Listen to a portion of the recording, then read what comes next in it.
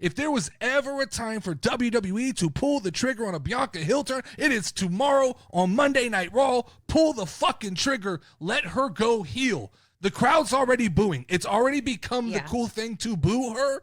This is your chance. You may never get another opportunity to turn Bianca Belair heel. This is it. Take the opportunity and run with it. The crowd clearly still loves Rhea Ripley. That's fine. The crowd clearly loves Io Sky, which is great. You made a comment during that match, or maybe at the end you said, Io Sky won me over. She did. I feel 100% the same way. Io Sky, welcome to the conversation, because you have proven to me at WrestleMania that you belong. Before this, I didn't understand the Io Sky hype. Still not my favorite wrestler, but welcome to the conversation where I start to address you as one of the big girls. You can appreciate what she does. Sure. Held her own.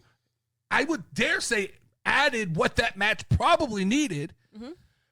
And ultimately that became a great opening match for night 2 of WrestleMania. And with Io Sky retaining, it opens it up for so many different angles. They could roll forward, like I said, with Bianca turning heel. We could continue on with Rhea and Bianca being pissed off at each other. You know, there's so much. I foresee Rhea Ripley on Monday or on Friday coming out and addressing Bianca and saying, you lost that match. You cost us that match. Now, I did, it was made aware tonight that Bianca took the pin. So we can't have the conversation about being undefeated anymore. True, which I was like mind boggled because I was like, they love their They put a cork in that situation very quickly. We don't even have to have the uncomfortable conversation of, well, she lost, but she didn't get pinned. She took the pin.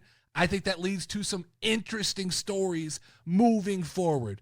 Yeah. I thought that Drew McIntyre and Damien Priest once again was exactly what I thought it was going to be. Now, I saw a couple people in the Discord who, I understand the sentiment because it was called a Sin City street fight. There's a lot of people who believe a street fight should take place in the street. While I completely understand the sentiment, the reality is we all know what WWE means when they use these clever names. It's just a way to... Like no rules, right? It's a way to drag in the casuals who don't understand. And we can't get roped in as more informed fans.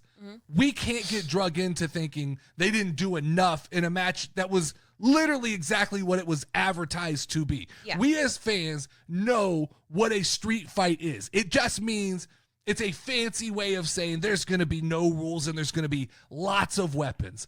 I understand the sentiment. Like someone said, it would have been fun to do a cinematic match that took place on the Strip. I think the logistics of that are a fucking nightmare. To have a fight in the middle of Las Vegas when there's that many people there.